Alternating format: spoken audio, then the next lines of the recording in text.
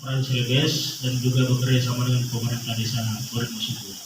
Begitu pula salam dan salawat senantiasa kalian lakukan adalah kemarin kami ditemui oleh adik-adik kita ini pengurus Koperasi Celebes. Intinya bahwa mereka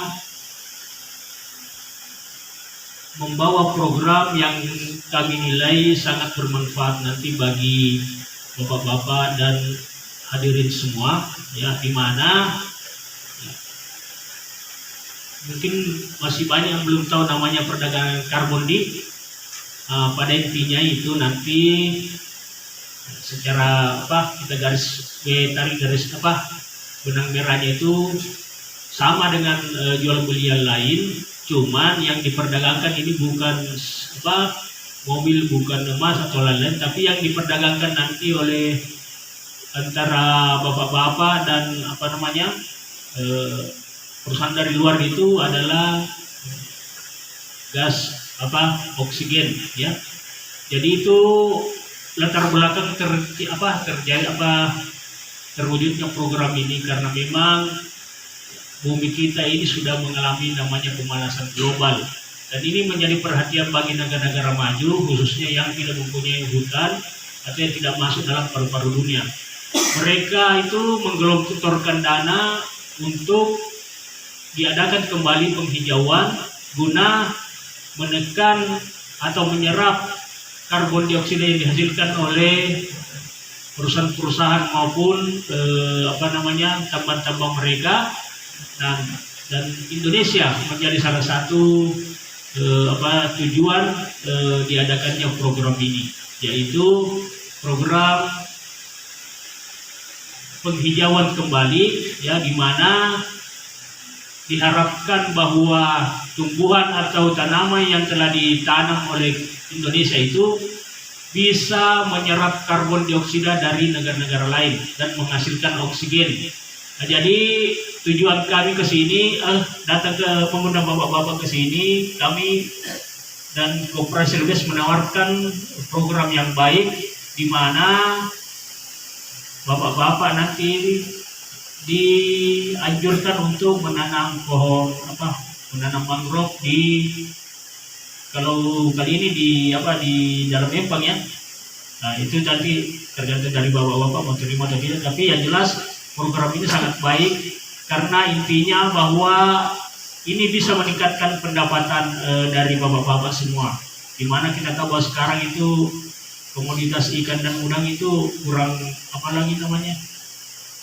berhasil. Jadi makanya ada program lain yang saya rasa lebih menguntungkan, di samping juga bisa dikombinasikan dengan pemeliharaan ikan dan udang, yaitu penanaman mangrove di dalam tambak-tambak atau empang-empang bapak.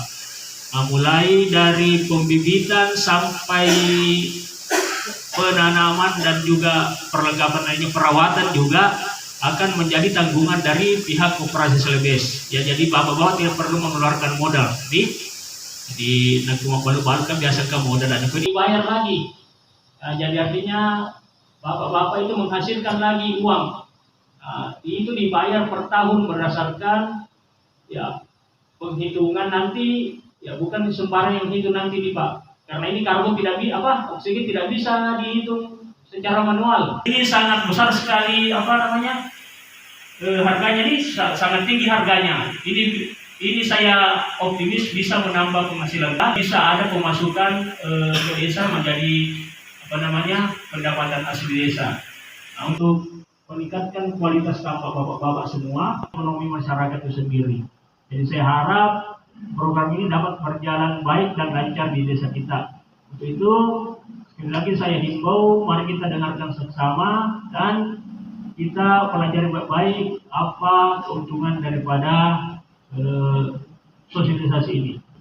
Assalamualaikum warahmatullahi wabarakatuh. Selamat siang, jalan sore. Yang saya hormati Bapak Desa dari Masudulu, yang saya hormati Bapak Pendamping Desa Ahmad, yang saya hormati dari pihak Koperasi Celebes, Koperasi acara ini. Dan saya hormati para calon isu, dan saya hormati seluruh kader saya hadir, dan undangan waktu hadirkan akhirat sama-sama berbahagia. Apa-apa yang akan dilaksanakan atau sosialisasi tentang koperasi yang akan disampaikan untuk kita semua. Dan tanpa pula kita kira dari pihak koperasi sendiri bahwa program yang akan dilakukan di desa Morimasuku ini adalah program yang bertujuan untuk melindungi atau mengatasi panas bumi. Jadi untuk melindungi dan mengatasi panas bumi, di mana sekarang di kondisi alam kita, di bumi kita ini pasti kita rasakan sekarang, Pak. Ingat pelan, pasti kita sudah rasakan sekarang ini. Bagaimana kondisi bumi kita ini agak panas. Inilah barangkali dari pihak pemerintah, baik pemerintah pusat maupun pemerintah khususnya kerjasama dengan luar negeri, mengambil inisiatif, mengambil solusi bagaimana supaya kondisi bumi ini bisa diatasi. Nah, dengan melalui program yang ditujukan untuk pelaksanaan program pengatasan lingkungan atau panas bumi ini, melalui koperasi ini. Penanaman mangrove ini nanti akan dilakukan oleh pemilik lahan tambang. Nah, itu nanti persoalan teknis atau bagaimana mekanisme kerjanya akan nanti dijelaskan oleh pihak koperasi sendiri. Tadi saya menyimak bahwa sisi positifnya ini banyak yang ada di bumi ini. Nah, adanya langkah-langkah untuk menjaga panas bumi ini adalah persoalan ini, makanya harus diambil langkah-langkah yang lebih baik. Jadi tadi sudah disampaikan bahwa adalah mangrove, semua biaya itu adalah ditanggung oleh koperasi. Tapi secara rincinya, salah sebentar yang berikan. Kalau saya menjelaskan nanti salah. Saya mengharapkan bahwa saya sangat mengapresiasi dengan adanya kegiatan ini yang dilakukan oleh pihak koperasi dan tokoh-tokoh atau masyarakat yang hadir ini berantusias untuk hadir melakukan aturan negara. Insyaallah mudah-mudahan kita bisa menerima dengan baik dengan kegiatan hari ini. Baiklah, dengan mengucapkan Bismillahirrahmanirrahim, kegiatan sosialisasi dari Koperasi Celebes saya buka dengan resmi. Assalamualaikum warahmatullahi wabarakatuh. Kita kan merasakan ini bumi ini semakin panas. Bencana alam terjadi di mana-mana. Musim sudah tidak menentu, kadang panas sekali, kadang hujan. Nah, hal ini yang membuat para petinggi dari negara lain itu mengadakan pertemuan kemarin pada saat tahun 2021 di Paris, Prancis.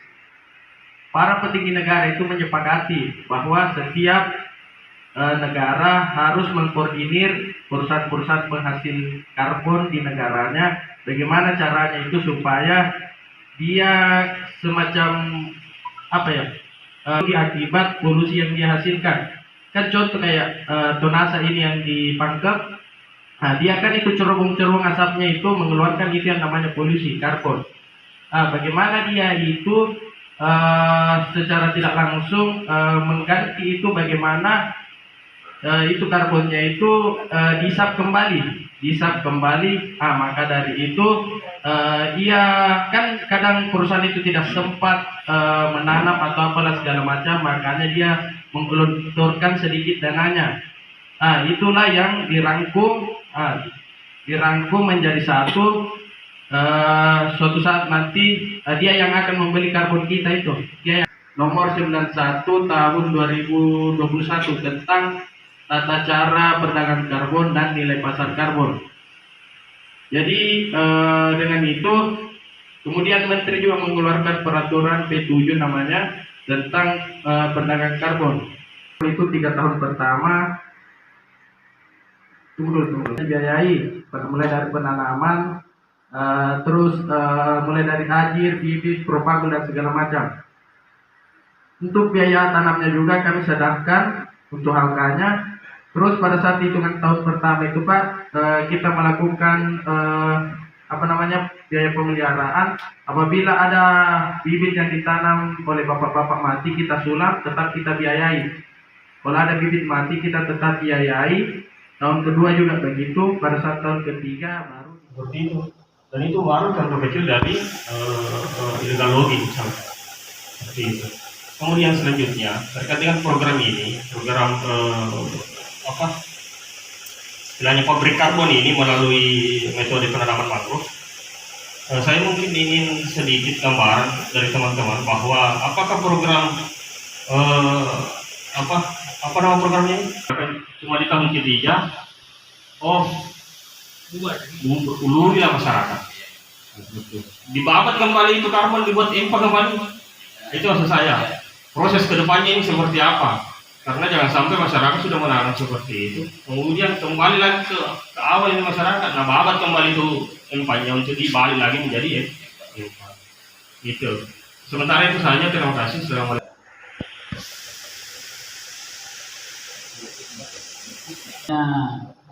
Latar belakang tadi sudah jelaskan sama teman tadi, kalau mungkin kurang jelas. Sebenarnya Flinder ini dia lembaga yang menerima semua dana yang dikeluarkan oleh perusahaan industri dari luar negeri, karena dia hindari kumpul. Nah, dia cari lokasi yang bisa ditanami. Kenapa supaya bisa ditanami? Kenapa dia mau tanami? Supaya dia dapat, perusahaan ini dapat bebas karbon, sertifikat bebas karbon ini dari hasil penghitungan yang Bapak tanam nanti. Kalau Bapak sudah tanam, dihitung, keluar sertifikat karbon, itu yang mahal itu. Nah, itu yang dibeli. Supaya dia, perusahaannya ini bebas dari kewajiban yang sudah diwajibkan tadi dalam forum di Paris. Semua negara diwajibkan untuk berkontribusi dalam pemulihan ekosistem atau mengurangi gas efek rumah kaca.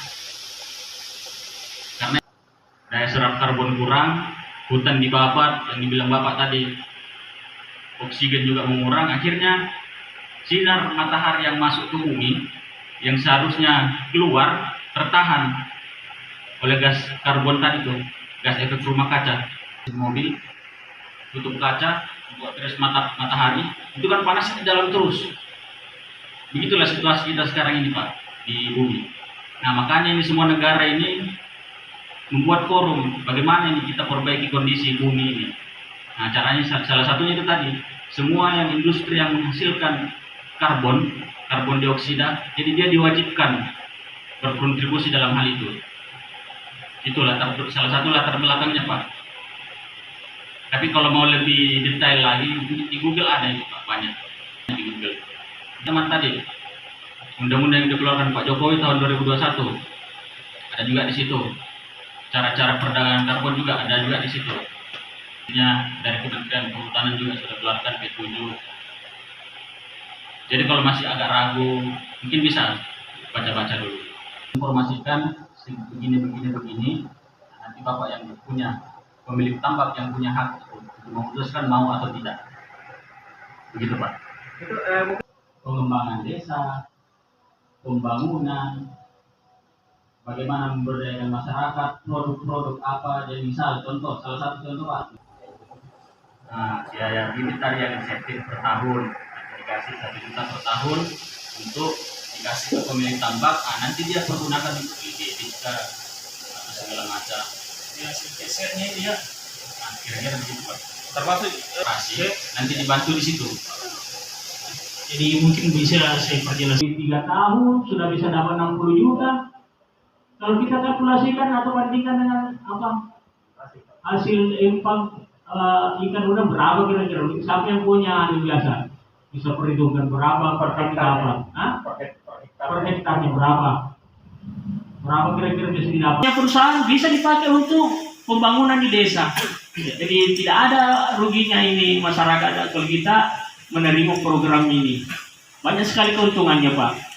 Ya, mungkin nanti insya Allah 5 tahun atau 10 tahun yang akan datang desa kita bisa menjadi desa modern juga. Ya. Desa yang tertata rapi, desa yang selalu ini bersedia apabila ini yang contoh satu budidaya silvofiseri. Ini budidaya silvofiseri itu maksudnya silvofiseri itu Pak budidaya antara perpaduan antara mangrove dengan ikan, kepiting atau udang. Jadi pihak memudahkan kita untuk bibit ikan untuk apa dan segala macam. Terus pengolahan produk hasil olahan di kawasan mangrove. Jadi misalnya kalau contoh itu ada nih hasil empanta, misalnya mau bikin keripik ikan, keripik udang apa segala macam kan. Pihak koperasi yang bantu pasarkan mungkin diekspor ke luar negeri atau apa dan segala macam. Nah, terus ini pembangunan ekowisata mangrove. Nah, dari kita misalnya contoh ini investor kasih anggaran dana. Ya, terserah kita mau bangun di ekowisata atau apa segala macam, mau bangun jalanan apa segala macam begitu. Terus ini pembangkit listrik tenaga arus laut. Kalau memang nanti pihak investor mengecek, oh ini pesisirnya bisa dibikin pembangkit listrik, bikinkan di pembangkit listrik. Bikinkan di pembangkit listrik. Kalau contoh dia pertimbangkan beberapa faktor. Oh, ini cocok lokasi ini dibuatkan pembangkit listrik, bikinkan di pembangkit listrik. Terus ada nanti biayanya untuk pengolahan sampahnya juga lebih banyak apa segala macam. Mungkin ada kerajinan tangan yang dari olahan daur ulang sampah itu lah, dia juga bantu dipasarkan. Dia misalnya contoh ini mungkin yang dianukan dengan sertifikat. Misalnya kalau ada sertifikat diamankan memang, maksudnya tidak bisa pihak lain yang klaim ini kawan anggota punyata, tidak bisa pihak lain bilang saya yang tanam ini kawan, tidak bisa karena kan sudah memang kita dari awal yang kritis ini barang. Jadi tidak bisa ini pihak lain yang ganggu di kawasan kita, khusus memang desa ini. tidak menurut seluruh manusia dari Pak Camat Pontua, Pak Asok, terus di sini Camat Maros baru 2 itu dimasuki. Kalau di Marana mungkin karena saya kurang di situ, jadi empangku dan punya Om kami ini kami laksanakan. Jadi setelah 25 hektar ada lagi tahap selanjutnya 1000 hektar. 1000 hektar. Nah, di 1000 hektar ini insya Allah bulan 7 atau bulan 8 nanti investornya yang datang, yang bule-bule ini. Dia datang dan didampingi nanti sama Pak Bupati. Ketemu Pak Bupati terus dari kehutanan juga. Kebetulan senior juga di kehutanan, dari koperasi ini juga, dari PT, dari orang dari Jakarta. Itu nanti ada pertemuannya itu. Bentar ini Pak. jadi begini. Efek-efek yang diberikan kita semua. Sekarang ini waktu sebelumnya tahun kemarin atau berapa bulan yang lalu saya datang ke sini sosialisasi pajak. Nah, keluhannya itu kan masalah bagaimana empangnya ini bisa berhasil, karena gara-gara tidak bayar pajak karena empangnya tidak berhasil. Nah, sekarang ada solusi. Inilah solusinya. Kita mengimbangi, tetap kita pelihara ikan, tapi ada upaya lain untuk penghasilan. Nah, di sini nanti kita tidak pusing-pusing bila kita bayar pajak. Pusing bila ikan ada yang menopang untuk pembayaran pajak tadi. Paling siaga mikro pajak. Itu kepada kita sedi juga 1 tahun. Apalagi ini kita terima nanti minimal 60 juta. Nah, per tahun. Ini dikali 34 tahun itu ya. Kali miliar. Sebuah yang mendapatkan hikmah dan dirahmati oleh Allah Subhanahu Wa Taala, kita bisa mendapatkan suatu perubahan. Kita bisa meningkatkan taraf ekonomi masyarakat yang ada di desa Batu Sulu ini. Jadi saya harap kita terima apa program yang sudah difasilitasi oleh Pak Desa. Dan tidak mungkin Pak Desa juga mengarahkan rakyatnya jalan yang tidak benar. Pasti akan melihat Pak Desa ini mau melihat rakyatnya ini bagaimana supaya masyarakat ini meningkat taraf ekonominya. Itu barangkali dengan mengucapkan hamdalah kita secara resmi saya tutup pertemuan hari ini. Wabillahi taufiq wal hidayah. Assalamualaikum warahmatullahi wabarakatuh.